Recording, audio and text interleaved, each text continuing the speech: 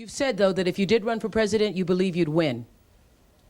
Well, I don't know. I think I'd win. I tell you what, I wouldn't go in to lose. I've never gone in to lose in my life. And if I did decide to do it, I think I'd be inclined, I would say that I would have a hell of a chance of winning, because I think people, I don't know how your audience feels, but I think people are tired of seeing the United States ripped off. And I can't promise you everything, but I can tell you one thing, this country would make one hell of a lot of money from those people that for 25 years have taken advantage. It wouldn't be the way it's been, believe me.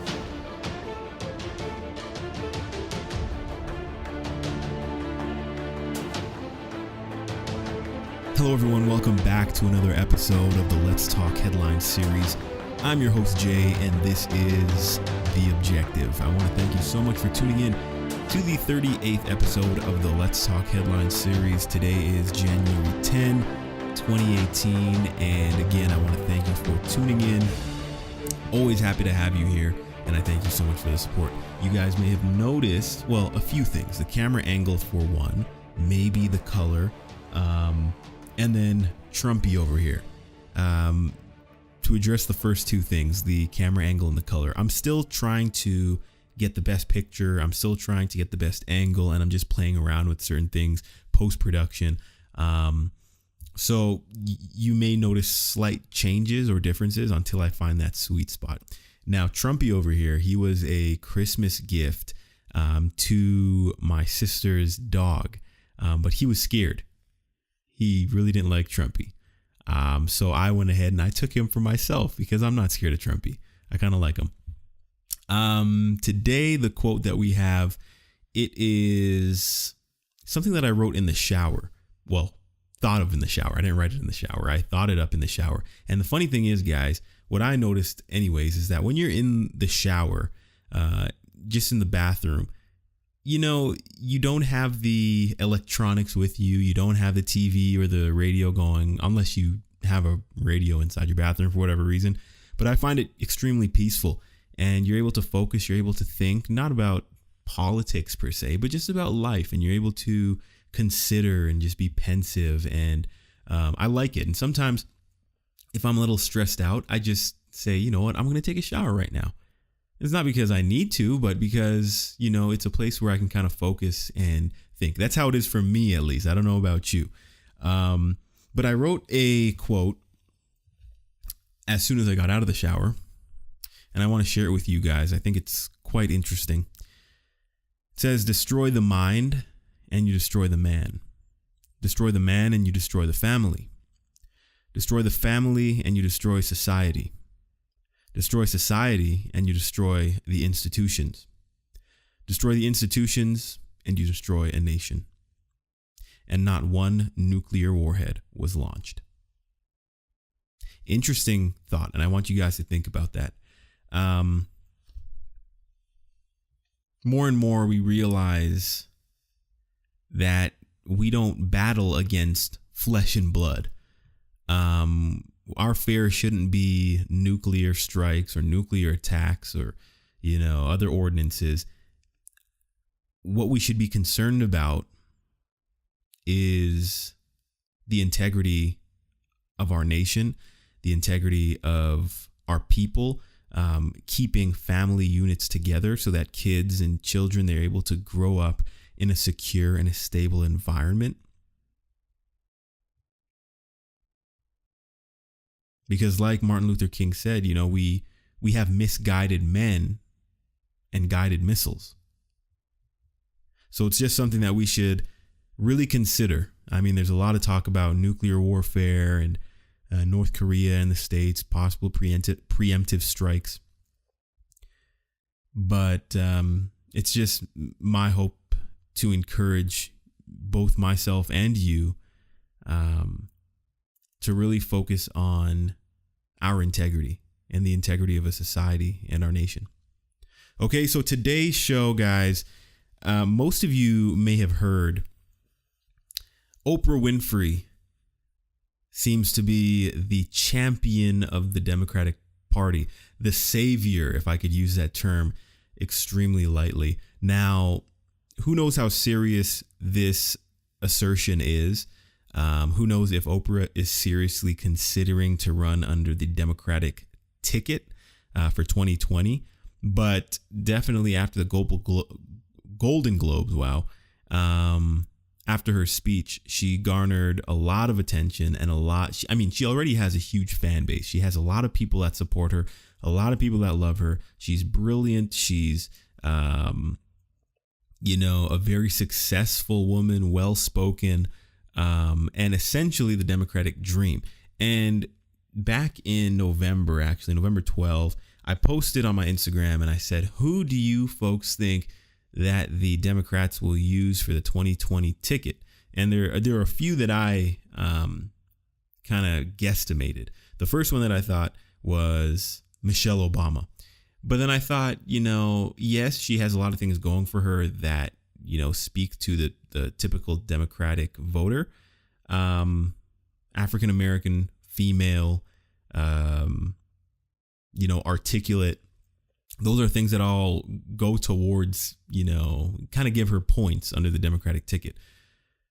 The only negative is that she is Barack Obama's wife. And, a lot of people who voted for Obama and gave him 2 terms actually voted for President Donald Trump. So that probably is not a good idea. However, it's still actionable. They could still maybe do something and move some things around.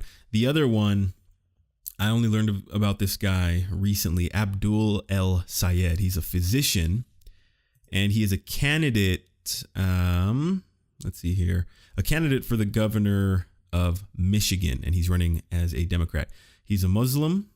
So that would be, I believe, if elected, the first Muslim American individual to hold office. So people say that he's being groomed by George Soros. I obviously have to do my personal research on this, and I implore you to do the same thing. But that's a name that you will probably hear in the future, Abdul ElSayed. He's a physician. Okay, another one, Cory Booker. I've heard of him even before the DNC, but the DNC is when he kind of stuck out to me as someone who is articulate. He's a minority as well.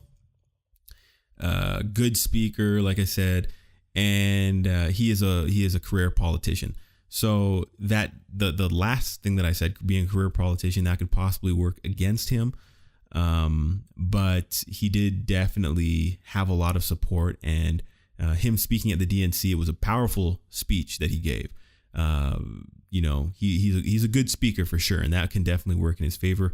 Again, he is a career politician, and we see that with the Trump presidency, the country has moved away from that. And then finally, Joe Biden. I personally don't think that he would run, and if he does, I think that's pretty much giving the Republicans a free win. No offense.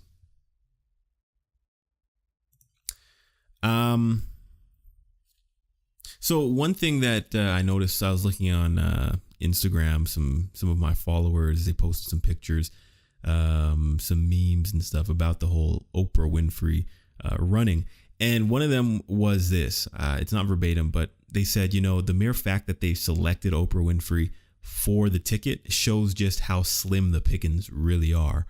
And I don't know if you believe that to be true or what you think about that, but Oprah Winfrey versus Donald Trump, the way that I see it playing out is, yes, she does hit a lot of the check boxes for the majority, what seems to be the popular vote or the majority of American values.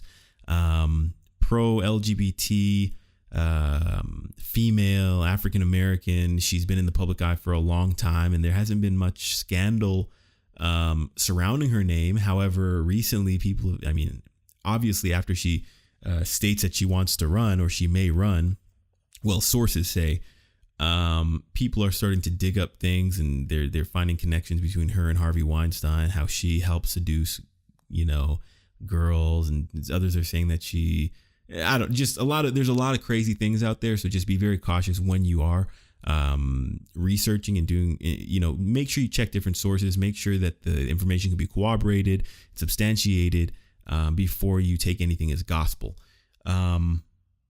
But yeah, that's pretty much what I wanted to bring up on the show today. It's just kind of keeping everyone informed about what's going on and what could potentially happen in 2020.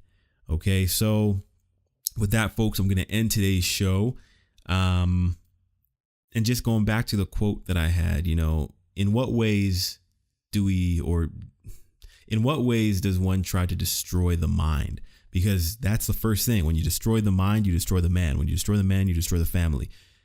You destroy the mind, things like pornography, things like this secular, entitled culture that we live in and society. You destroy the mind by having everything that you want, your desires within reach, no matter what. You get it quick, you get it easy. And that's the society that we live in.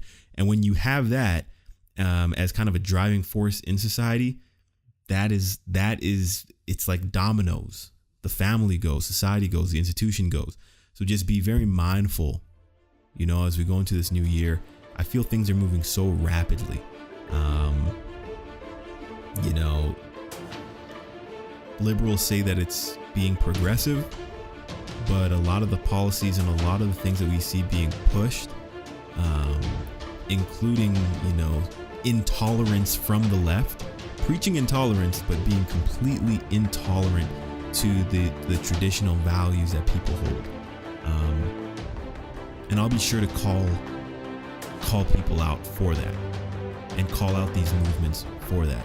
I'll do it unapologetically because the world that our kids are going to grow up in,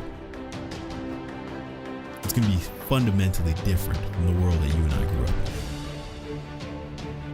So until we meet again, guys, make it your goal to be objective. Have a good night.